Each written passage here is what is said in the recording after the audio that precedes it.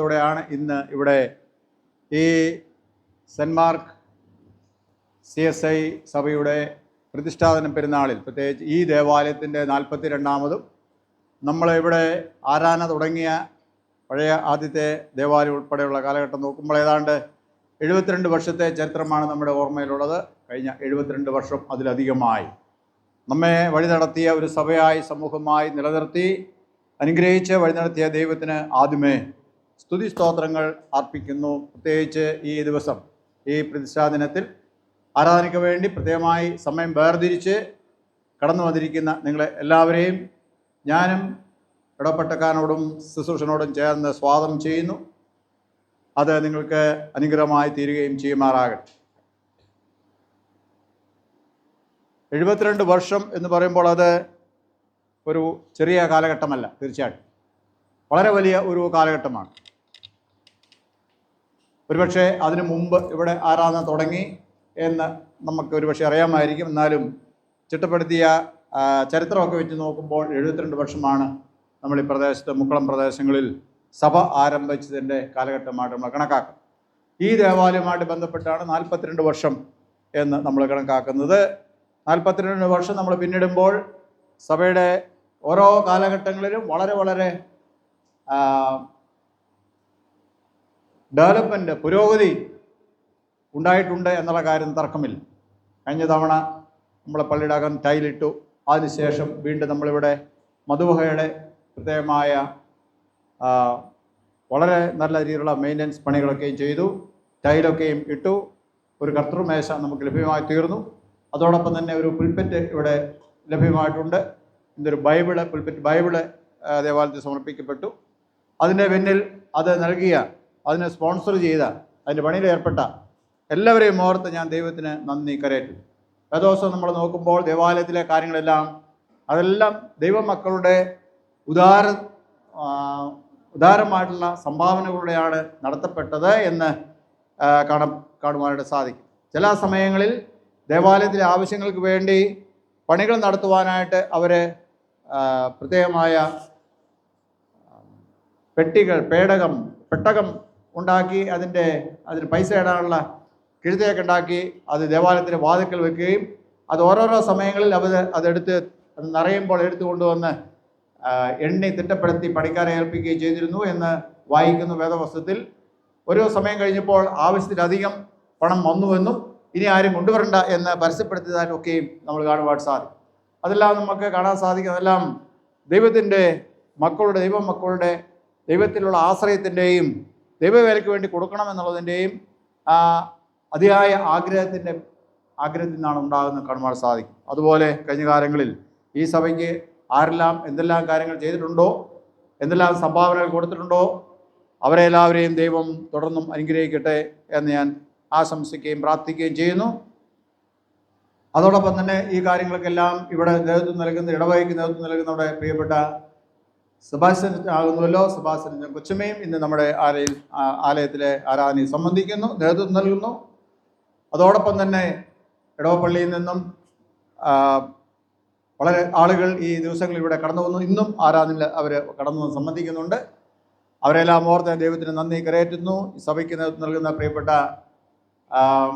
ജോജോ സാറിനെ ഞാൻ സമയത്ത് ഓർക്കുന്നു. വളരെ കാര്യമായി ശ്രദ്ധയോടെ ഓരോ കാര്യങ്ങൾ ചെയ്യുവാനും മുന്നമേ കണ്ട് പ്രവർത്തിക്കാനൊക്കെ ദൈവം അദ്ദേഹത്തിന് കൊടുത്തിരിക്കുന്ന പ്രത്യേകമായ താലന്തുകളെ ഓർത്ത് ഞാൻ ദൈവത്തിന് നന്ദി കരയറ്റുന്നു. സാറും കൊച്ചുമ്മയും മക്കളും, അതുപോലെ തന്നെ സഭയുടെ ഭരണസമിതി അംഗങ്ങൾ, പ്രിയപ്പെട്ട കൈക്കാരന്മാർ, സെക്രട്ടറി, കമ്മിറ്റി അംഗങ്ങൾ, ഡയസൻ കൗൺസിൽ അംഗം, അങ്ങനെ പ്രിയപ്പെട്ട എല്ലാവരെയും ഓർത്ത് ഞാൻ ദൈവത്തിന് നന്ദി കരയറ്റുന്നു. മനോഹരമായ ഗാനങ്ങൾ ആലപിക്കുന്ന പ്രിയപ്പെട്ട ഗായക സംഘാംഗങ്ങൾ ഇന്ന് ദിവസമാണെങ്കിലും എല്ലാവരും കടന്നു വന്നിട്ടുണ്ട്. ആരാധനയിൽ നിങ്ങൾ എല്ലാവരും കടന്നു വന്നതിൽ അതിയായ സന്തോഷമുണ്ട്. എല്ലാവരെയും ദൈവം ധാരാളമായി അനുഗ്രഹിക്കട്ടെ. ഞാനും അതുപോലെ തന്നെ മൈക്സിൻ ജോണച്ചനും ഇന്ന് സംബന്ധിക്കുന്നു. ഞങ്ങളെ കുടുംബമായിട്ടാണ് ക്ഷണിച്ചിരുന്നെങ്കിൽ മറ്റൊരു കമ്മിറ്റി മീറ്റിംഗ് ഉണ്ടായിരുന്ന കാരണം കൊച്ചമ്മയ്ക്ക് വരുവാനായിട്ട് സാധിച്ചില്ല. ഞങ്ങൾ കുടുംബമായും, അച്ഛനും ചേർന്ന് ഞങ്ങൾ കുടുംബമായും സെൻറ് മാർക്ക് സഭയുടെ 42ാമത് പുതിയ ദേവാലയത്തിൻ്റെയും 72ാമത് വാർഷിക ആരാധനയുടെയും പേരിലുള്ള എല്ലാവിധമായ ആശംസകളും ദൈവനാമത്തിൽ നേരുന്നു. ദൈവം നമ്മളെ എല്ലാവരും ഒരുപോലെ അനുഗ്രഹിക്കും. ഇന്നത്തെ ചിന്തയ്ക്കായിട്ട് ഞാൻ തിരഞ്ഞെടുത്തിരിക്കുന്ന വേദഭാഗം വിശുദ്ധ മർക്കോസ് എഴുതിയ സുവിശേഷം 14-ാം അധ്യായം അതിൻ്റെ 22 മുതലുള്ള ഏതാനും വാക്യങ്ങൾ ഞാൻ വായിക്കും. വിശുദ്ധ മർക്കോസ് എഴുതിയ സുവിശേഷം 14-ാം അധ്യായത്തിൻ്റെ 22 മുതലുള്ള ഏതാനും വാക്യങ്ങൾ. അവർ ഭക്ഷിക്കുമ്പോൾ അവൻ അപ്പം എടുത്തു വാഴ്ത്തി നുറുക്കി അവർക്ക് കൊടുത്തു. വാങ്ങുവിൻ, ഇത് എൻ്റെ ശരീരം എന്ന് പറഞ്ഞു. പിന്നെ പാനപാത്രം എടുത്തു സ്തോത്രം ചൊല്ലി അവർക്ക് കൊടുത്തു. എല്ലാവരും അതിൽ നിന്ന് കുടിച്ചു. ഇത് അനേകർക്ക് വേണ്ടി ചൊരിയുന്നതായി നിയമത്തിലുള്ള എൻ്റെ രക്തം.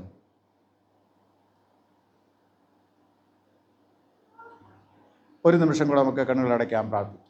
കർത്താവേ, പരിശുദ്ധ പിതാവേ, അവിടുത്തെ വലിയ കൃപയാൽ 2025-ാം ആണ്ടിലും അങ്ങ് ഞങ്ങൾക്കുന്ന സഭയുടെ പ്രതിഷ്ഠാപന പെരുന്നാൾ കൊണ്ടാടുവാൻ തക്കോണം ഭാഗ്യം തന്ന കൃപയ്ക്കായി നമ്മുടെ സ്തോത്രം. പ്രധാന ആരാധന അടികളായിരിക്കും. കഴിഞ്ഞ ദിവസങ്ങളിൽ അങ്ങ് ഞങ്ങളുടെ മേൽ ചൊരിഞ്ഞ് സഭയുടെ മേൽ ചൊരിഞ്ഞ എല്ലാവിധമായ അനുഗ്രഹങ്ങൾക്കായി നന്മകൾക്കായി അങ്ങയെ സ്തുതിക്കുകയും മഹത്വപ്പെടുത്തുകയും ചെയ്യുന്നു. വചനം കേൾപ്പാൻ കർത്താവേ നിന്റെ മക്കൾ ഒരുങ്ങുന്നു. പറയുന്ന ബലഹീനനായ അടിയനെയും കേൾക്കുന്ന അവിടുത്തെ മക്കൾ ഒരുപോലെ അവിടുന്ന് അനുഗ്രഹിക്കണം. അടിയൻ പറയുന്നതിനപ്പുറമായ ആഴങ്ങളെ അർത്ഥങ്ങൾ ഉൾക്കൊള്ളുവാൻ അവിടുത്തെ പരിശുദ്ധാത്മാവിനാൽ അങ്ങ് സഹായിക്കും. മഹത്വം മാത്തെടുക്കണമേ. യേശുനാഥിൽ പ്രാർത്ഥിക്കുന്നത് ദയോടെ കേൾക്കണമേ. ആമേൻ. ഇന്ന് പ്രതിഷ്ഠാപന പെരുന്നാളാകുന്നു എങ്കിലും ഇന്ന് വിശുദ്ധനായ മർക്കോസിൻ്റെ നാളിലാണ് ഈ സഭ സ്ഥാപിതമായിരിക്കുന്നതെങ്കിലും ഇന്ന് ഈ വിശുദ്ധ മധുവഹ പുനഃപ്രതിഷ്ഠ ചെയ്യുന്ന സമയമായതുകൊണ്ട് ആ ഒരു വാക്യം എടുക്കാം എന്ന് വിചാരിച്ചു. അത് നമ്മൾ ഈ കഴിഞ്ഞ ദിവസങ്ങളിൽ വളരെയധികം ധ്യാനിച്ച വേദഭാഗങ്ങളാകുന്നു. യേശുവിൻ്റെ ക്രൂശ് മരണം ആയിട്ട് ബന്ധപ്പെട്ടുള്ള ചരിത്രങ്ങൾ രേഖപ്പെടുത്തിയിരിക്കുന്ന എല്ലാ വേദഭാഗങ്ങളും. അതിൽ വളരെ പ്രധാനപ്പെട്ട ഒരു ഭാഗമാണ് യേശുവിൻ്റെ പെസഹ ആചരണം. യേശു പെസഹ ആചരിച്ച സമയത്ത് ശിഷ്യന്മാരുമായിട്ട് പെസഹ ആചരിക്കുമ്പോൾ അതെങ്ങനെയാണ് ചെയ്തത് എന്നാണ് അവിടെ പറഞ്ഞിരിക്കുന്നത്. നമുക്ക് എല്ലാവർക്കും അറിയാവുന്നതുപോലെ യേശു പെസഹ ആചരിച്ചത് അന്ന് ഇസ്രായേൽ ജനം അവർ പാരമ്പര്യമായി ദൈവത്തിൻ്റെ കൽപ്പന അനുസരിച്ച് വരുന്ന ഉത്സവങ്ങളിൽ വളരെ പ്രധാനപ്പെട്ട ഒരു ഉത്സവമാണ് പെസഹ പെരുന്നാൾ എന്ന് പറയുന്നത്. പ്രധാനമായും 3 ഉത്സവങ്ങൾ, പെരുന്നാളുകൾ ഇസ്രായേൽ മക്കൾ ആചരിക്കണമായിരുന്നു. അതിൽ ഒരു പ്രധാനപ്പെട്ട പെരുന്നാളായിരുന്നു പെസഹ പെരുന്നാൾ എന്ന് പറഞ്ഞിരിക്കുന്നത്. പെസഹ പെരുന്നാളിൽ അതിൻ്റെ ഓർമ്മ എന്നുള്ളത് മിസ്രൈമിൻ്റെ അടിമത്തത്തിൽ നിന്ന് ദൈവം അവരെ വിടുവിച്ച ആ തലേ രാത്രിയിൽ ദൈവം പറഞ്ഞതുപോലെ തന്നെ, മോശയോട് അരുളിച്ചതുപോലെ തന്നെ അവരെ ആചരിച്ച വളരെ വിടുതലിൻ്റെ ഒരു ശുശ്രൂഷയായിരുന്നു അത്. അന്ന് അവർ താമസിച്ച ഇടങ്ങളിൽ, പ്രത്യേകിച്ച് മിസ്രൈം ദേശത്തെങ്ങും ദൈവത്തിൻ്റെ ദൂതൻ സഞ്ചരിക്കുകയും ദൈവത്തിൻ്റെ ദൂതൻ സഞ്ചരിക്കുമ്പോൾ പ്രത്യേകമായ അടയാളം ഇല്ലാത്ത എല്ലാ വീടുകളിലെയും ആദ്യജാതൻ മരണപ്പെടും. ആദ്യജാതൻ മനുഷ്യൻ മാത്രമല്ല മൃഗങ്ങളെയും ഒക്കെയും അത് ബാധിച്ചിരുന്നു എന്നും നമുക്ക് കാണുവാനായിട്ട് സാധിക്കും. അവിടെ ആ വലിയ മരണത്തിൻ്റെ ദൂതൻ സഞ്ചരിക്കുമ്പോൾ, ന്യായവിധിയുടെ ദൂതൻ സഞ്ചരിക്കുമ്പോൾ ആ വലിയ മരണത്തിൽ നിന്ന്, ന്യായവിധിയിൽ നിന്ന് രക്ഷ പ്രാപിക്കുവാൻ ദൈവം മോശയോട് കൽപ്പിച്ചതുപോലെ ചെയ്ത ഒരു പ്രവൃത്തിയായിരുന്നു ഒരു കുഞ്ഞാടിനെ അവർ അറുക്കണം. അതിൻ്റെ രക്തം അവർ താമസിക്കുന്ന വീടിൻ്റെ കട്ടിളപ്പടിമേൽ പുരട്ടണം. ആ അടയാളം രക്തം അടയാളം കാണുമ്പോൾ സംഹാരദൂതൻ ആ വീട്ടിൽ കയറാതെ പോകും. അല്ലെങ്കിൽ ആ വീടിന് യാതൊരു വിധമായ നാശനഷ്ടങ്ങളും അതുപോലെ തന്നെ മരണവും ബാധിക്കില്ല. മരണത്തിൽ നിന്നുള്ള വിടുതൽ അവിടെ ലഭിക്കും എന്ന് പറഞ്ഞിരുന്നു. അതുകൊണ്ട് അതിനുള്ള ക്രമങ്ങളൊക്കെ അവിടെ പറഞ്ഞിട്ടുണ്ട്. അതെങ്ങനെ ഒരു ആടിനെ തിരഞ്ഞെടുക്കണമെന്നും അതുപോലെ തന്നെ എങ്ങനെയാണ് അതിനെ പാകപ്പെടുത്തേണ്ടതെന്നും എന്തെല്ലാം കാര്യങ്ങളാണ് ചെയ്യേണ്ടത് എന്നുള്ള വിശദമായ വിവരണങ്ങൾ അവിടെ പറഞ്ഞു കൊടുത്തിട്ടുണ്ട്. അതെല്ലാം അനുസരിച്ച് ആ യാഗം കഴിക്കുന്ന മൃഗത്തിൻ്റെ മാംസങ്ങൾ അവർ ഭക്ഷിക്കണമെന്നും രക്തം ഇങ്ങനെ അവർ താമസിക്കുന്ന ആ വീടിൻ്റെ കട്ടിളപ്പടിമേൽ പുരട്ടണമെന്നും അങ്ങനെ മരണത്തിൽ നിന്ന് രക്ഷ പ്രാപിക്കണമെന്നും പറയുകയും അത് നിങ്ങളുടെ ജീവിതത്തിൽ എല്ലാ കാലത്തും ഇത് ഓർമ്മയായിട്ട് കൊണ്ടാടണമെന്നും അവിടെ പറഞ്ഞിരുന്നു. അതാണ് പെസഹ പെരുന്നാൾ എന്ന് പറയുന്നത്. അതെല്ലാ വർഷങ്ങളിലും അവർ ആചരിച്ചിരുന്നതായിട്ട് നമുക്ക് കാണുവാൻ സാധിക്കും. അവർ പ്രവാസത്തിലേക്കൊക്കെ പോകുമ്പോൾ അത് വ്യത്യസ്തമായ രീതിയിൽ അതാത് ഇടങ്ങളിൽ ചില കാലഘട്ടങ്ങളിൽ ആചരിച്ചതാണെന്ന് രേഖപ്പെടുത്തിയിട്ടുണ്ട്. എന്നാൽ യേശുക്രിസ്തുവിൻ്റെ കാലത്തും ആ പെരുന്നാൾ അവിടെ ഉണ്ടായിരുന്നു എന്ന് നമുക്ക് കാണാൻ സാധിക്കും. ആ പെരുന്നാളിലാണ് യേശു പോകുന്നത്. ശിഷ്യന്മാരോട് ചോദിക്കുന്നത് പെസഹ പെരുന്നാളാണല്ലോ, എന്നാണ്, എവിടെയാണ് പെസഹ അറുക്കേണ്ടത്? അങ്ങനെ പെസഹ ആചരിക്കുമ്പോൾ ഇവിടെ പറഞ്ഞിരിക്കുന്ന ഒരു വിവരണമാണ്, ഇവിടെ വളരെ ചുരുക്കമായിട്ട് പറഞ്ഞിരിക്കുന്ന വിവരണം. അവരെ ശിഷ്യന്മാരുമായി യേശു ഗുരു അവിടെ ചെന്നു പെസഹ ഒരുക്കി എന്നാണ് പറഞ്ഞിരിക്കും. അവിടെ മറ്റു കാര്യങ്ങളെക്കുറിച്ചൊന്നും വിശദമായിട്ട് അവിടെ പറഞ്ഞിട്ടില്ല. പക്ഷേ ഇവിടെ കർത്താവ് രേഖപ്പെടുത്തി അല്ലെങ്കിൽ സ്ഥാപിച്ച ഒരു അതിശ്രേഷ്ഠമായ ഒരു പ്രവർത്തനത്തെ അവിടെ രേഖപ്പെടുത്തിയിട്ടുണ്ട്. അത് എന്ന് പറയുന്നത് അപ്പം എടുത്തു നുറുക്കിയിട്ട് പറഞ്ഞു ഇതെൻ്റെ ശരീരം എന്ന് പറഞ്ഞു. വീഞ്ഞ് പാനപാത്രം എടുത്തു സ്തോത്രം ചൊല്ലിയിട്ട് പറഞ്ഞു ഇതെൻ്റെ രക്തം എന്ന് പറഞ്ഞു. എന്നിട്ട് പറഞ്ഞു ഇത് നിയമത്തിൻ്റെ രക്തമാണ് എന്നും കൂടെ രേഖപ്പെടുത്തി. അത് നമ്മൾ പഴയ നിയമമായിട്ടുള്ള അവരുടെ ഇസ്രായേൽ മക്കളുടെ ജീവിതവുമായിട്ട് അവരുടെ ദൈവ ആരാധനയുമായിട്ട് ബന്ധപ്പെട്ട് നമ്മൾ ചിന്തിക്കുമ്പോൾ കാണാൻ സാധിക്കുന്നത് രക്തം ചൊരിഞ്ഞിട്ടല്ലാതെ വിമോചനമില്ല, പാപത്തിൽ നിന്നുള്ള വിടുതലില്ല, ശിക്ഷയിൽ നിന്നുള്ള വിടുതലില്ല എന്ന് കാണുവാൻ സാധിക്കും. അപ്പോൾ പാപം മൂലമുണ്ടായിട്ടുള്ള ശിക്ഷയിൽ നിന്ന് വിടുതൽ പ്രാപിക്കുവാൻ അവിടെ ഒരു കുഞ്ഞാട് അറക്കപ്പെടണമായിരുന്നു. ആ കുഞ്ഞാടിൻ്റെ രക്തത്താലാണ് അവര് രക്ഷ പ്രാപിക്കുന്നത്. അതിൻ്റെ മാംസം അവർ ഭക്ഷിക്കുകയും ചെയ്യും. അത് തന്നെ ഉപമാനമാക്കിക്കൊണ്ട് അത് തന്നെ എന്ന് പറഞ്ഞുകൊണ്ടാണ് കർത്താവ് ഇത് ഇവിടെ രേഖപ്പെടുത്തുന്നത്. അവർ ഭക്ഷിക്കുമ്പോൾ അവൻ അപ്പം എടുത്തു വാഴ്ത്തി നുറുക്കി അവർക്ക് കൊടുത്തു. വാങ്ങുവിൻ, ഇതെൻ്റെ ശരീരം എന്ന് പറഞ്ഞു. അതിനു മുമ്പുള്ള യേശുവിൻ്റെ ഉപദേശങ്ങളൊക്കെ നമ്മൾ ശ്രദ്ധിക്കുമ്പോൾ കാണാൻ സാധിക്കും. യേശു പറഞ്ഞു എൻ്റെ മാംസം നിങ്ങൾ തിന്നണം, എൻ്റെ രക്തം നിങ്ങൾ കുടിക്കണം, എന്നാൽ മാത്രമേ നിങ്ങൾക്ക് രക്ഷയുള്ളൂ എന്നൊക്കെയും പറയുന്നുണ്ട്. അപ്പോൾ അവർ ചോദിച്ചു, അവർ തന്നെ അവരുടെ ഉള്ളിൽ തന്നെ അവർ ചോദിക്കുന്ന ചോദ്യങ്ങളുണ്ട്. ചോദ്യം ഇതാണ്, ഇവൻ്റെ ശരീരം എങ്ങനെ ഞങ്ങൾക്ക് ഭക്ഷിപ്പാൻ തരാൻ സാധിക്കും? ഇവൻ്റെ രക്തം എങ്ങനെയാണ് കുടിക്കാനായിട്ട് തരാൻ സാധിക്കും? അങ്ങനെയുള്ള ധാരാളം ചോദ്യങ്ങളും അവിടെ അതിന് മുമ്പുള്ള യേശുവിൻ്റെ പഠിപ്പിക്കലുകളിൽ അവർ ചോദിച്ചിരുന്നതായിട്ട് നമുക്ക് കാണുവാൻ സാധിക്കും. ഇവിടെ ആ കാര്യം യേശു സ്ഥാപിച്ചു. അതെൻ്റെ ഓർമ്മയ്ക്കായി ചെയ്യണമെന്ന് പറഞ്ഞിട്ടുണ്ട്. മറ്റ് സുവിശേഷ വേദഭാഗങ്ങളൊക്കെ വായിക്കുമ്പോൾ കാണാൻ സാധിക്കും. അതെൻ്റെ ഓർമ്മയ്ക്കായിട്ട് ചെയ്യണം. കർത്താവ് നമുക്ക് വേണ്ടി എന്ത് ചെയ്തു എന്നുള്ള ഓർമ്മയാണ് ഈ വിശുദ്ധ സംസർഗത്തിൽ നമ്മൾ ഓർക്കുന്നത്. ഇന്ന് പ്രിയമുള്ളവരെ, നമ്മൾ വളരെ മനോഹരമായി ഒരു അൾത്താര ഇവിടെ പ്രതിഷ്ഠിക്കപ്പെട്ടിരിക്കുകയാണ്. ഇതിനു മുമ്പ് അൾത്താര ഉണ്ടായിരുന്നു, അത് നമ്മൾ മനോഹരമാക്കി തീർത്തിരിക്കുകയാണ്. ടൈലൊക്കെയും ഇട്ട് അത് ഭംഗിയാക്കി ഇന്ന് അതിൻ്റെ ഒരു പുനർപ്രതിഷ്ഠയാണ് ചെയ്തിരിക്കുന്നത്. നമ്മളിവിടെ വരുമ്പോൾ ശ്രദ്ധിക്കേണ്ട കാര്യം എടുത്തു പറയാനാണ് പ്രതിഷ്ഠാ ദിനത്തിൽ ഞാൻ ആഗ്രഹിച്ചത്. എങ്ങനെയാണ് ഈ പാപമോചനം സാധ്യമായിത്തീരുന്നത്? പാപമോചനം എങ്ങനെയാണ് സാധ്യമായത്? പാപം മോചിക്കപ്പെടാതെ എന്ത് ചെയ്യും? മനുഷ്യൻ വിശദീകരിക്കപ്പെടുന്നില്ല. വിശദീകരിക്കപ്പെടാതെ എന്ത് ചെയ്യുന്നില്ല? ദൈവത്തിന് ചെല്ലാൻ പറ്റത്തില്ല.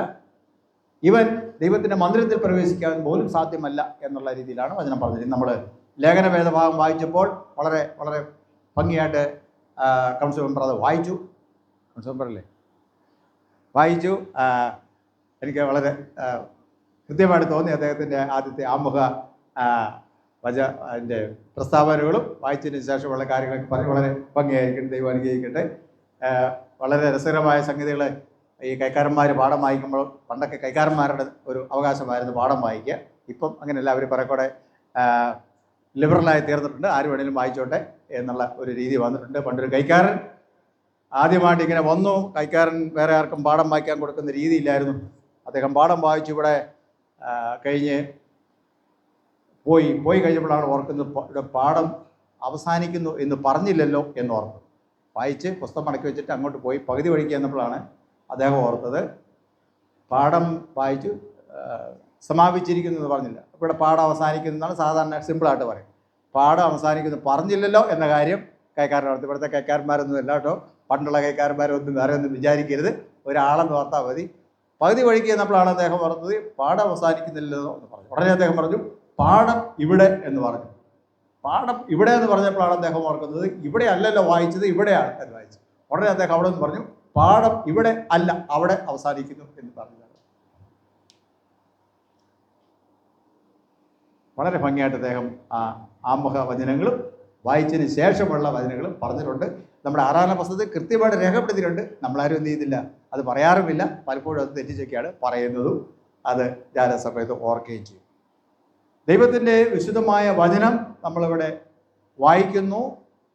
അതിനുശേഷം വചനപ്രഘോഷങ്ങളുണ്ട്, പ്രാർത്ഥനയുണ്ട്, എല്ലാം കഴിഞ്ഞ് എന്ത് ചെയ്യാണ് ഇവിടെ വരിക.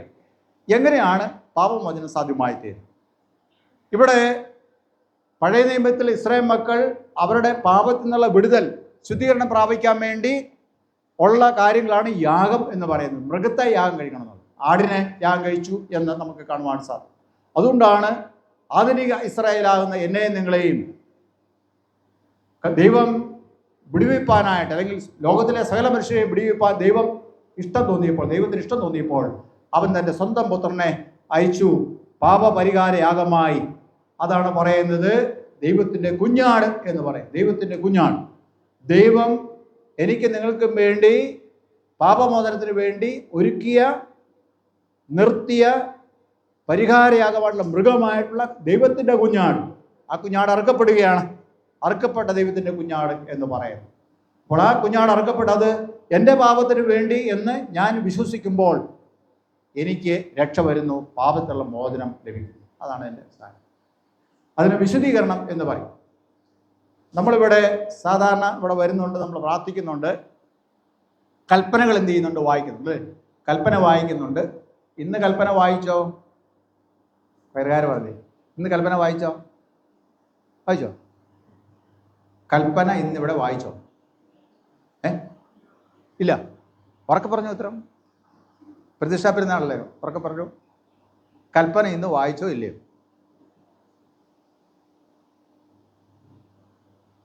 ജലദോഷം കാരണം ചെവിക്ക് ഇച്ചിരി കേൾവിക്കുറവുണ്ട്. ഇച്ചിരി ഉറക്കെ പറഞ്ഞതേ പറ്റത്തുള്ളൂ. പറഞ്ഞേ. കൽപ്പന ഇന്ന് വായിച്ചോ? 10 കൽപ്പന വായിച്ചില്ല, പിന്നെ എന്നാ വായിച്ചു?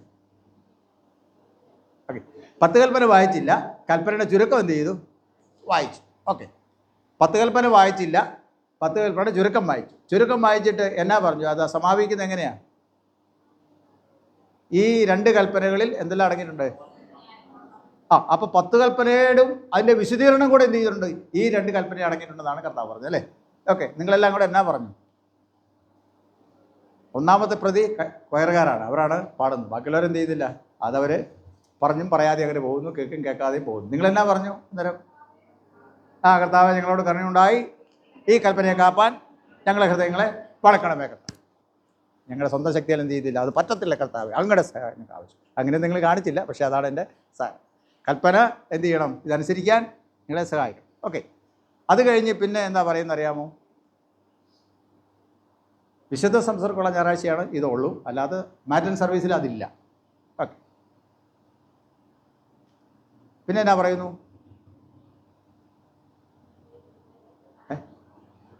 പിന്നെ എന്നാ പറയുന്നു? പിന്നെ പറയുന്നത് എന്നാന്ന് വെച്ച് കഴിഞ്ഞാൽ ചുരുക്കം ഇതാണ്, വളരെ വേഗത്തിൽ ഞാൻ പറയാം. പിന്നെ പറയുന്നത് നമ്മുടെ പാവങ്ങളൊക്കെ എന്ത് ചെയ്യണം? ഒരു അനുതാപ പ്രാർത്ഥന അവിടെ ഉണ്ട്, അല്ലേ? ഇത് കഴിഞ്ഞാൽ കൽപ്പനയുടെ ചുരുക്കവും കൽപ്പനയോ വായിച്ചു കഴിഞ്ഞതിന് ശേഷം വരുന്നൊരു പ്രധാനപ്പെട്ട പ്രാർത്ഥനയാണ് അനുതാപ പ്രാർത്ഥന. അനുതാപ പ്രാർത്ഥന പ്രാർത്ഥിച്ച് കഴിയുമ്പോൾ എന്തുണ്ട്? അനുതാപ പ്രാർത്ഥന കഴിഞ്ഞാൽ എന്തായിരിക്കും? പാപമോചന അറിയിപ്പ്. അത് സാധാരണ അച്ഛന്മാരോ അല്ലെങ്കിൽ ബിഷപ്പാണ് പറയുന്നത്, അല്ലേ? അത് പാപമോചന അറിയിപ്പ് കഴിഞ്ഞു. പാപമോചനം എന്ന് പറഞ്ഞാൽ ഇങ്ങനെ, അത് നിങ്ങളുടെ പാപങ്ങളെല്ലാം എഴുതിയിരിക്കുന്നു, മോചിക്കപ്പെട്ടിരിക്കുന്നതാണ് വചനത്തിൻ്റെ അടിസ്ഥാനത്തിൽ അത് പറയുന്നു. ഓക്കെ, എൻ്റെ ചോദ്യം ഇതാണ്, കൽപ്പന വായിച്ചതിന് ശേഷം അനുതാപം എന്തിനാണ് കൊടുത്തിരിക്കുന്നത്? കൽപ്പനയോ കൽപ്പനയുടെ ചുരുക്കവും വായിച്ചതിന് ശേഷം എന്തിനു വേണ്ടിയാണ് നമ്മുടെ CSI ആരാധനാക്രമത്തിൽ അനുതാപ പ്രാർത്ഥന കൊടുക്കുന്നതിൻ്റെ ഉദ്ദേശമല്ല? നിങ്ങളത് എങ്ങനെ മനസ്സിലാക്കും? അല്ലെങ്കിൽ നിങ്ങൾ എങ്ങനെ വായിക്കുന്നു, എങ്ങനെ മനസ്സിലാക്കും? വേറെയാരോട് തന്നെ ചോദിച്ചേക്കാം, അല്ലേ? എന്താണ് അതിൻ്റെ ഉദ്ദേശം, അല്ലെങ്കിൽ എന്തായിരിക്കാം? നമ്മൾ പതിവായൊക്കെ എന്ത് ചെയ്തിരിക്കുക, ഇന്ന് പരപ്രദേശത്ത് ഇത് ഇച്ചിരി കഴിയുമ്പോൾ നിങ്ങൾ ചെയ്യുന്നുണ്ട് ഇങ്ങോട്ട് വരികയാണ്. അതുകൊണ്ടാണ് ഇത് ഭാഗം ഞാൻ എടുത്തത്. കൽപ്പന വായിച്ചതിന് ശേഷം അനുതാപം എന്തിനാണ് കൊടുക്കുന്നത്? അനുതാപം എന്ന് പറഞ്ഞാൽ എന്താ?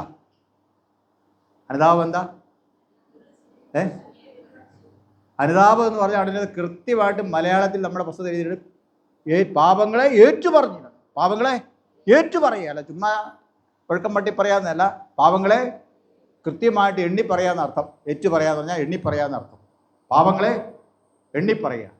പാപങ്ങളെ എണ്ണിപ്പറയാൻ അതെന്തടിസ്ഥാനത്തിൽ എന്നുള്ളത് നീതിയിരിക്കും. നമുക്ക് ആദ്യമേ ഒരു വിവരണം നൽകുകയാണ്. എന്തടിസ്ഥാനത്തിലാണ് പാപമേറ്റ് പറയേണ്ടത്? കൽപ്പനകളുടെ അടിസ്ഥാനത്തിൽ. ഓർത്തോണം, കൽപ്പനകളുടെ അടിസ്ഥാനത്തിലാണ് പാപം ഏറ്റു പറയുന്നത്. കൽപ്പനകൾ ലംഘിച്ചിട്ടുണ്ടോ എന്നാണ് അതിനകത്തെ പ്രധാന വിഷയം, അല്ലേ? കൽപ്പനകൾ ലംഘിച്ചിട്ടുണ്ടോ എന്നാണ് പ്രധാനപ്പെട്ട വിഷയം. അതുകൊണ്ടാണ് കൽപ്പനകൾ ആദ്യം എന്ത് ചെയ്യുന്നു? വായിക്കുന്നു. എന്നിട്ട് പറയുന്നു, പ്രിയമുള്ളവരെ, ഇതാണ് കൽപ്പനകൾ, ഇതിലേതെങ്കിലും നിങ്ങൾ ലംഘിച്ചിട്ടുണ്ടെങ്കിൽ ആയത് ഇപ്പോൾ തന്നെ എന്ത് ചെയ്യണം? ഏറ്റുപറഞ്ഞ് പ്രാർത്ഥിച്ച് പാപത്തിൽ നിന്നുള്ള വിടുതൽ പ്രാപിക്കണം എന്ന് പറയുക. അതിനുശേഷം നിങ്ങൾ പാപത്തിൽ നിന്ന് വിടുതൽ പ്രാപിച്ച് വിശുദ്ധരായി തീർന്നതിന് ശേഷം മാത്രമേ എന്ത് ചെയ്യാവുള്ളൂ? വിശുദ്ധ തിരുമേശയിലേക്ക് നിങ്ങൾ കടന്നു വരാവൂ. അതാണ് എൻ്റെ സാരം. അതാണ് ആ ആരാധന ഭാഗം നമുക്ക് നൽകുന്ന സന്ദേശം എന്ന് ഉള്ളത്. ഓക്കെ, കൽപ്പന വായിച്ചു, കൽപ്പന ചുരുക്കം വായിച്ചു, അല്ലേ? ഇന്നത്തെ കാലത്ത് വന്നിരിക്കുന്ന ഏറ്റവും വലിയ പിഴവ് എന്ന് പറയുന്നത്, അല്ലെങ്കിൽ ഒരു കുറവ് എന്ന് പറയുന്നത്, കൽപ്പനയൊന്നും എല്ലാവർക്കും എന്ത് ചെയ്തില്ല, അറിയത്തില്ലെന്നുള്ള. കൽപ്പന അറിയത്തില്ല ആൾക്കാർ, അല്ലേ? ഇപ്പം തന്നെ ചോദിച്ചാലും കൽപ്പനയെല്ലാം അറിയാമെന്ന് ചോദിച്ചാൽ പലർക്കും എന്ത് ചെയ്യത്തില്ല, കൽപ്പന അറിയത്തില്ല. പക്ഷേ എന്ത് ചെയ്യാണ്?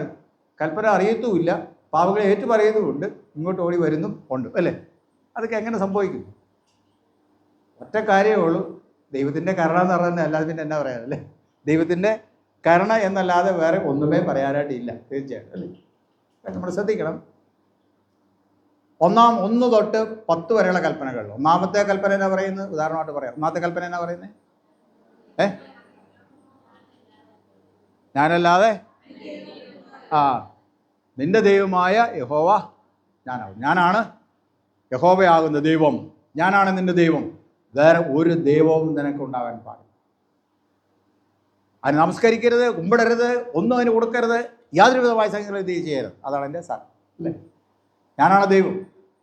ചോദ്യം ഇതാണ്, ഇവിടെ വായിക്കുമ്പോൾ നീ ഏതെങ്കിലും ദൈവത്തിൻ്റെ അടുത്ത് പോയി തല കുമ്പിട്ടിട്ടുണ്ടോ എന്നാണ് ചോദ്യം, അല്ലേ? ഇവിടെ അത് അച്ഛൻ വായിക്കുമ്പോൾ നമുക്ക് ഓർമ്മ വരികയാണ്, അയ്യോ ഞാൻ അങ്ങോട്ട് പോയപ്പം അവിടെ ചെന്ന് ആ വിഗ്രഹത്തിൻ്റെ മുമ്പിൽ തല കുമ്പിടുത്തത് ദൈവമേ അന്ന് ഓർത്ത് വരുന്നതാണ്. അന്നേരം എന്ത് ചെയ്തോളം മുട്ടുകുത്തിക്കോളം പ്രാർത്ഥിച്ചോളം, ദൈവമേ തെറ്റിപ്പോയി ദൈവമേ ക്ഷമിക്കണം എന്നോട്. അതൊക്കെ വലിയ നാണക്കാട്. നമ്മൾ കുറേ കൂടെ സീസക്കാരെന്ന് പറയും, കുറേ കൂടെ ഇപ്പം ഡിഗ്രി കൂടിയ ആൾക്കാരാണ്, അല്ലേ? നമ്മൾ അറിയാതെ വേറെ കാണാതെ എന്തെങ്കിലുമൊക്കെ പൊതിഞ്ഞ് കിട്ടി, ഇതും എൻ്റെ പേരിൽ എന്ത് ചെയ്തേര്, അങ്ങോട്ട് ഇട്ടേര്, ഞാൻ പോരുന്നില്ല, പക്ഷേ എന്ത് ചെയ്തേര്, ഇട്ടേര് എന്ന് പറഞ്ഞ് കൊടുത്തു വിടും, അല്ലേ? ചെയ്യാൻ പാടില്ലെന്നാണ്. അങ്ങനെ എന്തെങ്കിലും ചെയ്ത് ഓർമ്മ വന്നാൽ എന്ത് ചെയ്യണം? ആ നിമിഷം ഏറ്റു പറയണം, ദൈവമേ തെറ്റിപ്പോയി. അതാണ് കൽപ്പനയുടെ. അതങ്ങനെ ഓരോന്നും വായിച്ച് വരുമ്പോൾ എന്ത് ചെയ്യണം? അത് നമ്മുടെ ജീവിതത്തിൽ സംഭവിച്ചിട്ടുണ്ടെങ്കിൽ അന്നേരം എന്ത് ഏറ്റു പറയാം. അതാണ് ചുരുക്കം, അത്രയേ ഉള്ളൂ. നിൻ്റെ അപ്പനെയും അമ്മയും ബഹുമാനിക്കാമെന്ന് പറഞ്ഞിട്ടുണ്ടല്ലേ? വീട്ടിൽ നമ്മുടെ മാതാപിതാക്കന്മാരുടെ ഒച്ചയും മകളും ഉണ്ടാക്കി, വേണമെങ്കിൽ കാലും കൈയും പൊക്കി അടിയോ തൊടിയോ ഒക്കെ കൊടുത്തതിന് ശേഷം എന്ത് ചെയ്യുന്നു? ആൾക്കാർ എങ്ങോട്ട് പോകുന്നു? പള്ളിയിലേക്ക് നേരെ വരികയാണ്. നേരെ വന്നിട്ട് എന്ത് ചെയ്യുന്നു? തുടങ്ങുമ്പോഴൊക്കെ ആയിരിക്കും വരുന്നത്, തിരിഞ്ഞ് പോവുകയും ചെയ്യണം. ഓടി വന്ന് എന്ത് ചെയ്യുന്നു? ഇങ്ങോട്ട് വന്ന് നേരെ ഇങ്ങോട്ട് വരികയാണ്, അല്ലേ? കൽപ്പന ലംഘിച്ചിട്ടാണ് വരുന്നത്, അല്ലേ? അപ്പനെയമ്മയും ബഹുമാനിക്കാന്ന് പറഞ്ഞാൽ എന്താ? ബഹുമാനിക്കാന്ന് തന്നെയാണ് അർത്ഥം. അതിന് പ്രത്യേകിച്ച് പരിഭാഷ വേറെ ഒന്നും വേണ്ട, അല്ലേ? അവരോട് മോശമായിട്ട് സംസാരിക്കാതിരിക്കുക, അവരുടെ ആവശ്യങ്ങൾ എന്ത് ചെയ്യുക, അവരെ സഹായിക്കാൻ നമുക്ക് ദൈവം തന്നിരിക്കുന്ന കൃപയനുസരിച്ച് നമ്മൾ ചെയ്യുക, അല്ലേ? അവർക്ക് മനസ്സിന് ബുദ്ധിമുട്ടാക്കുന്ന കാര്യങ്ങൾ പറയാതിരിക്കുക, ഒത്തിരി കാര്യങ്ങൾ അതിൻ്റെ അകത്തുണ്ടല്ലേ? പിന്നെ കൈപ്രയോഗം കാൽപ്രയോഗങ്ങൾ അതിനെക്കുറിച്ച് ചിന്തിക്കുകയും വേണ്ട. ഇന്ന് നമ്മൾ ദേശത്ത് നമ്മുടെ പത്രമാധ്യമങ്ങൾ എടുത്താൽ അങ്ങനെയുള്ള മരണങ്ങളാണ് കൂടുതലുള്ളത്, അല്ലേ? ചെറുപ്പക്കാരെ, അതുപോലെ തന്നെ ചെറുപ്പക്കാരാകാത്ത ബാലിക ബാലന്മാർ പോലും എന്ത് ചെയ്യുന്നു? അവരുടെ മാതാപിതാക്കന്മാരെ ഉപദ്രവിക്കുന്ന ചിത്രമാണ് നമ്മൾ കണ്ടുകൊണ്ടിരിക്കുന്നത്. അങ്ങനെ ഒരു ലോകത്താണ് ഞാൻ നിങ്ങൾ എന്ത് ചെയ്യുന്നത്? ഈ കൽപ്പനയും വായിച്ചുകൊണ്ട് എന്ത് ചെയ്യുന്നു വരുന്നത്, അല്ലേ? കൽപ്പന വായിച്ചുമ്പോൾ അങ്ങനെ സംസാരിച്ചിട്ടുണ്ടെങ്കിൽ, അങ്ങനെ മനസ്സിൽ തോന്നിയിട്ടുണ്ടെങ്കിൽ എന്ത് ചെയ്യണം? അതും ഏറ്റു പറഞ്ഞുകൊണ്ട് ഇങ്ങോട്ട് വരണം എന്നർത്ഥം. മോഷ്ടിക്കരുതെന്ന് പറഞ്ഞില്ലേ? മോഷ്ടിക്കരുത് കൽപ്പന, അല്ലേ? ഓക്കെ, മോഷ്ടിക്കരുതെന്ന് പറഞ്ഞാൽ എന്താ അർത്ഥം? മോഷ്ടിക്കരുതെന്ന് പറഞ്ഞാൽ അർത്ഥം മോഷ്ടിക്കരുത് തന്നെ, അല്ലേ? അതിനാരെങ്കിലും വിശദീകരിക്കണം. മോഷ്ടിക്കരുത് പറഞ്ഞാൽ മോഷ്ടിക്കരുതെന്നാണ് അർത്ഥം. അതിൻ്റെ ആരും വിശദീകരിച്ച് പറയേണ്ട കാര്യമില്ല, അല്ലേ? അത് അങ്ങനെ തന്നെ നമ്മളെ പഠിപ്പിച്ചിരിക്കുക, മോഷ്ടിക്കരുത്. ഓക്കെ, നമ്മളിപ്പം ഇന്നത്തെ കാലത്തെന്ന് പറഞ്ഞാൽ പിള്ളേർക്ക് പൈസയ്ക്ക് വളരെ അത്യാവശ്യമാണ്, അല്ലേ? അവർക്ക് ഫോൺ ചാർജ് ചെയ്യണം, അത് ചെയ്യണം, ഇത് ചെയ്യണം, ഒത്തിരി പൈസയ്ക്ക് ആവശ്യമാണ്. കുറേയൊക്കെ പൈസ എന്ത് ചെയ്യും? ചോദിക്കും. ആദ്യം പപ്പായോട് ചോദിക്കും, പപ്പായോട് ചോദിച്ച് മടുക്കുമ്പോൾ മമ്മിയോട് ചോദിക്കും, മമ്മിയോട് ചോദിച്ച് മടുക്കുമ്പോൾ പിന്നെ എന്ത് ചെയ്യും? മമ്മിയോടും പപ്പയും അവർ കാണാതെ എന്ത് ചെയ്യണം? നമ്മൾ പൈസ എടുക്കും, അല്ലേ? പിള്ളേരുടെ കാര്യമാണ് പറയുന്നത് കേട്ടോ. നമ്മൾ ആ പപ്പായുടെ പോക്കറ്റിൽ നിന്നോ മമ്മിയുടെ പേഴ്സിൽ നിന്നോ നമ്മൾ പൈസ എടുക്കാനായിട്ട് തുടങ്ങുമ്പം ഇവിടെ വന്നപ്പോൾ ഓർത്ത് ഏത് മോഷ്ടിക്കരുത് അവിടെ അവർ കാണാതെ പൈസ പോക്കറ്റിട്ടുണ്ടോ അല്ലേ ഫോൺ ചാർജ് അന്നേരം എന്നാ പറയണം? അയ്യോ കർത്താവേ തെറ്റുപറ്റിപ്പോയി നീണം ക്ഷമിക്കണം. ഇവിടുന്ന് തന്നെ എന്ത് പറയുക? വീട്ടിൽ ചെന്നിട്ട് പറയണം, പപ്പ ഞാൻ അറിയാതെ ഇങ്ങനെ ചെയ്തു പോയിട്ട് 100 രൂപ എടുത്തായിരുന്നുണ്ടോ? അറിവില്ലാതെ പറ്റിപ്പോയത് അല്ലേ? അതാണ് ഏറ്റുപറച്ചിൽ എന്ന് പറയുന്നത്. ഇതിങ്ങനെ വായിക്കുന്ന ഈ 10 കൂട്ടം അല്ലെങ്കിൽ 10 പ്രമാണങ്ങൾ ലംഘിക്കുന്ന ഒരു പക്ഷേ കാണത്തില്ല. അതിലേതെങ്കിലും അതുമായിട്ട് ബന്ധപ്പെട്ട കാര്യങ്ങൾ ലംഘിക്കപ്പെട്ടിട്ടുണ്ടെങ്കിൽ അത് ഏറ്റുപറയാനുള്ള അവസരമാണിത്, ഈ കൽപ്പന വായിച്ചതിന് ശേഷമുള്ള അനുതാപം. കഴിഞ്ഞ പ്രാവശ്യം ഞാനൊരു പള്ളിയിൽ ഇത് പറഞ്ഞപ്പോൾ ചോദിച്ചു, നമുക്ക് പാപമേറ്റു പറച്ചിൽ പ്രാർത്ഥന അല്ലെങ്കിൽ കുമ്പസാരം ഉണ്ടോ എന്ന് ചോദിച്ചു. കുമ്പസാരം എന്നൊരു വാക്ക് നമുക്ക് വളരെ ഫെമിലിയറാണ്, പരിചയമാണ്. നമുക്ക് കുമ്പസാരമൊന്നുമില്ല തിരുമേനി, നമുക്കൊരു കുമ്പസാരവും ഇല്ല. അപ്പോൾ നമുക്ക് പാപമേറ്റു പറച്ചിലുണ്ടോ? ഇന്ന് നമ്മൾ പാപമേറ്റു പറഞ്ഞു. പാപമേറ്റു പറച്ചിലുണ്ടെന്ന് കുറച്ച് പേര് പറഞ്ഞു, ഇല്ലെന്ന് കുറച്ച് പേര് പറഞ്ഞു. അവിടെയും തർക്കമായി ഇല്ലേ? കുറേ പേര് പറഞ്ഞു ഉണ്ട്, കുറേ പേര് പറഞ്ഞു ഇല്ലെന്ന്. ഉടനെ ചോദിച്ചു, ഇന്ന് പാപമേറ്റു പറച്ചിലുണ്ടായിരുന്നോ? അന്നേരം ആൾക്കാർ പറഞ്ഞു ഉണ്ടായിരുന്നെന്ന് കുറച്ച് പേര് പറഞ്ഞു, ഇല്ലായിരുന്നെന്ന് കുറച്ച് പേരുന്ന്, കുറേ പേർ ഒന്നും മിണ്ടാതെയും വരും. പിന്നെ അടുത്ത ചോദ്യം ചോദിച്ചു, ഇന്ന് ആരെല്ലാം പാപമേറ്റു പറഞ്ഞു എന്ന് ചോദിച്ചു. സാധാരണ മറ്റ് സഭകളെ നമ്മൾ പഠിക്കുമ്പോൾ കുമ്പസാരിക്കാതെ എന്ത് ചെയ്യത്തില്ല? കുമ്പസാരിക്കാതെ കുർബാന കൈക്കൊള്ളാൻ പാടില്ല. കുമ്പസാരിക്കാതെ കുർബാന കൈക്കൊള്ളാൻ പാടില്ല. അത് പ്രമാണമാണ്, സഭയുടെ പ്രമാണമാണ്. നമുക്കൊരു അച്ഛൻ്റെ അടുത്ത് നമ്മൾ എന്ത് ചെയ്യുന്നില്ല? കുമ്പസാരിക്കുന്നില്ല, പാപമേറ്റ് പറയുന്നില്ല. പക്ഷേ നമ്മൾ എന്ത് ചെയ്യുന്നു? നമ്മൾ പാപം ദൈവസന്നിധിയിൽ ഏറ്റു പറയുകയാണ്. നേരിട്ട് എന്ത് ചെയ്യാണ്? ദൈവത്തോട് പറയുകയാണ് ചെയ്യുന്നത്. അവിടെ പാപം ഏറ്റു പറച്ചിൽ രണ്ടും തത്വത്തിൽ എന്ത് തന്നെയാണ്? പാപം ഏറ്റുപറച്ചിലാണ്. പാപം ഏറ്റു പറയാതെ എന്ത് ചെയ്യരുത്? വിശുദ്ധ മേശയിലേക്ക് വരരുത് എന്നാണ് എൻ്റെ സാരം. അതുകൊണ്ടാണ് ആദ്യം അത് കൊടുത്തിരിക്കുന്നത്, പ്രാരംഭ ഭാഗത്ത് കൊടുത്തിരിക്കുന്നത്. ഓക്കെ, അന്ന് ഞാൻ ചോദ്യം ചോദിച്ചു, ഇന്ന് ആരെല്ലാം പാപം ഏറ്റു പറഞ്ഞിട്ടുണ്ട്? കൈവക്കാവോ എന്ന് ചോദിച്ചു. ഒറ്റ മനുഷ്യൻ മാത്രമാണ് അന്ന് കൈവക്കി. രണ്ട് 250ഓളം ആൾക്കാർ പങ്കെടുത്തിരുന്നു. ഓർക്കണം, 250 പേര് ഓളം പങ്കെടുത്ത ആരാധനയിൽ പാപം ഏറ്റു പറഞ്ഞത് ആരാണ്? ഒരൊറ്റ ഒരാൾ കൈവക്കിയത്. ബാക്കിയുള്ളവർ മനസ്സിലായിട്ടാണോ മനസ്സിലാകുന്നത്? ആരും കൈവക്കിയില്ല ഒരാൾ. ഓക്കെ, അന്നത്തെ കമ്മ്യൂണിന് ഏതാണ്ട് 180ഓളം ആൾക്കാർ എന്ത് ചെയ്തു? വന്നു. ന്യായമായിട്ടും ആർക്കേ വരാൻ യോഗ്യതയുള്ളൂ? മറ്റേയാൾക്കാർ. പാപം ഏറ്റു പറഞ്ഞാൽ നമ്മളൊക്കെ ആരായി തീർന്നു? നമ്മൾ പാപമില്ലാതെ തീർന്നു, ശുദ്ധിയുള്ളവരായിരുന്നു അല്ലേ? വിശുദ്ധന്മാരായി തീർന്നു അല്ലേ? പാപം ഏറ്റു പറഞ്ഞാൽ ഞാനും നിങ്ങൾ വിശുദ്ധന്മാരും വിശുദ്ധകളുമാണ് അല്ലേ? അങ്ങനെയാണെങ്കിൽ അന്ന് ഒരൊറ്റ ആളെ ഉണ്ടായിരുന്നുള്ളൂ വിശുദ്ധനായിട്ടുള്ളൂ. നമ്മൾ ആരാധന പുസ്തകങ്ങൾ ശ്രദ്ധിച്ചാൽ കാണും, അതിനകത്തൊരു ഒരു പ്രയോഗമുണ്ട്, ഒരു വാക്കുണ്ട്. വിശുദ്ധ വസ്തുക്കൾ ആർക്കാ? വിശുദ്ധ വസ്തുക്കൾ ആർക്കാ? വിശുദ്ധർക്ക്. വിശുദ്ധ വസ്തുക്കൾ വിശുദ്ധർക്ക് എന്ന് പറയുന്നത്. അതിന് പകരം വേറൊരു പദം കൂടെ ഉപയോഗിക്കുന്നുണ്ട്. അതാണ് നമ്മൾ സാധാരണ ഇവിടെ പറയുന്നത്. രണ്ടും ശരി തന്നെ, പക്ഷേ ഇത് ഉയർത്തിക്കൊണ്ട് പറയുന്നതാണ്. വിശുദ്ധ വസ്തുക്കൾ ആർക്കാണ്? വിശുദ്ധ വസ്തുക്കൾ വിശുദ്ധർക്ക്. കർത്താവിൻ്റെ ശരീര രക്തങ്ങളാണ് അല്ലേ? ഏറ്റവും പ്രധാനപ്പെട്ടതാണ്. ദൈവത്തിൻ്റെ ദിവ്യമായ സാന്നിധ്യം, ദൈവത്തിൻ്റെ സാന്നിധ്യം, അക്ഷരാർത്ഥത്തിലുള്ള സാന്നിധ്യമാണ് അതിനെ നമ്മൾ സൂചിപ്പിക്കുന്നത്, നമ്മൾ ആചരിക്കുമ്പോൾ. അപ്പോൾ അത് ആർക്കുള്ളതാണ്? ഇവിടെ ഞാൻ വായിച്ച ഇത് എൻ്റെ ശരീരം, ഇതെൻ്റെ രക്തം എന്ന് പറഞ്ഞു കൊടുക്കുമ്പോൾ അത് ആർക്കുള്ളതാണ്? വിശുദ്ധർക്ക്. പാപമേറ്റു പറഞ്ഞ ആൾക്കാർക്കാണ് ഉള്ളത്. ഇനി നിങ്ങൾ അങ്ങനെ വരുമ്പോൾ എന്ത് ചെയ്തോളുക? അത് ഓർത്തോളുക. ഇതൊക്കെയാണ് എൻ്റെ അന്തർലീനമായ സത്യങ്ങൾ എന്ന് നമ്മൾ മറന്നു പോകരുത്. ഓക്കെ, അങ്ങനെ നമ്മൾ വിശുദ്ധരായി തീർന്നാൽ പിന്നെ എന്ത് ചെയ്യുന്നു? നമ്മൾ പള്ളിയിൽ വന്നപ്പോൾ ഇച്ചിരി അശുദ്ധിയൊക്കെ ഉണ്ടായിരുന്നു. ഇപ്പോൾ പാപമേറ്റ് പറഞ്ഞപ്പോൾ നമ്മളൊക്കെ ആരായി തീർന്നു? ഞാനിപ്പോൾ പറഞ്ഞതിൻ്റെ അടിസ്ഥാനത്തിൽ ആരായി തീർന്നു? വിശുദ്ധരായി തീർന്നു അല്ലേ? ഇപ്പോൾ നമ്മൾ പള്ളിയിൽ നിന്ന് ഇറങ്ങി പോകുമ്പോൾ നമ്മൾ ആരായിരിക്കും? ആരായിരിക്കും? അല്ല, ശ്രദ്ധിച്ച് ഉത്തരം പറയണം. ആരായിരിക്കും? വിശുദ്ധരായിരിക്കും. സംശയമുണ്ടോ? ഒരു സംശയം വേണ്ട.